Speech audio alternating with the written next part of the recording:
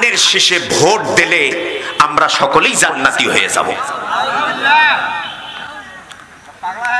হ্যাঁ, চিন্তা করেন, কথায় কথায় মিথ্যা কথা যারা বলে তাদের বেদি ধরেছে, তাদের রোগ ধরেছে। কথা বলো ঠিক কিনা?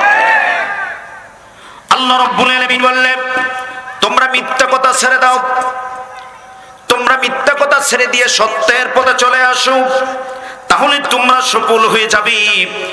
তাদেরকে যখন বলা হয় ওয়া ইযা ক্বিলা লাহুম লা তুবসিদু ফিল আরদ, আল্লাহু আকবার বলুন, তাদেরকে বলা হয় তোমরা দুনিয়ার জমিনে ফাসাদ সৃষ্টি করো না, বিশৃঙ্খলা সৃষ্টি করো না, হট্টগোল সৃষ্টি করো না, তোমরা ইসলামের বিপক্ষে জিও না, তোমরা ইসলামের পক্ষে থাকো।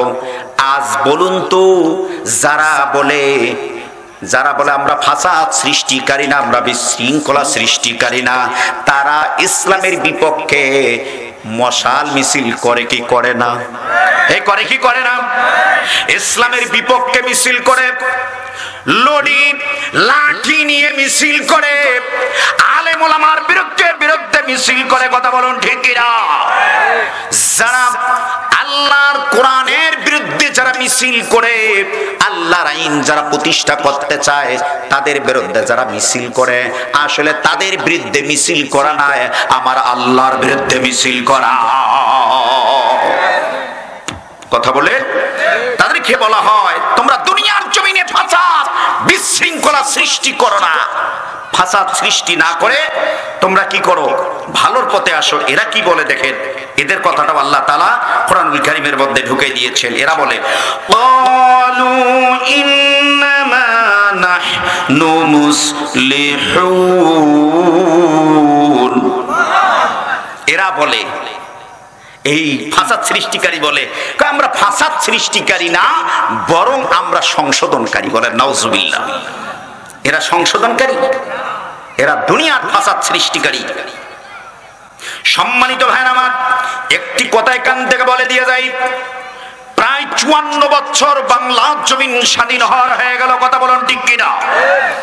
এই 54 বছর অনেক নেতা, অনেক কর্মী, অনেক মন্ত্রী, এমপি, নেতা নেত্রী বক্তব্য দিয়েছে আমরা বাংলার জমিনের মানুষকে শান্তি দেব, বাংলার জমিনের মানুষকে চাকরি ঘরে ঘরে দেব। কিন্তু বলুন তো, শান্তির বালাই বাংলার জমিনের লোক কি দেখেছে? দেখেছে? বাংলার জমিনের লোকগুলো কি চাকরি কি দেখেছে? যারা যোগ্য ছেলে তাদের কোনো চাকরি নাই। আমার ভাইরা যাদের ওদের গ্রুপের লোক তাদের এই শুধু চাকরি হয়েছিল। কথা বলেন। কিন্তু এবারকার মানুষের চেতনা উঠে গেছে।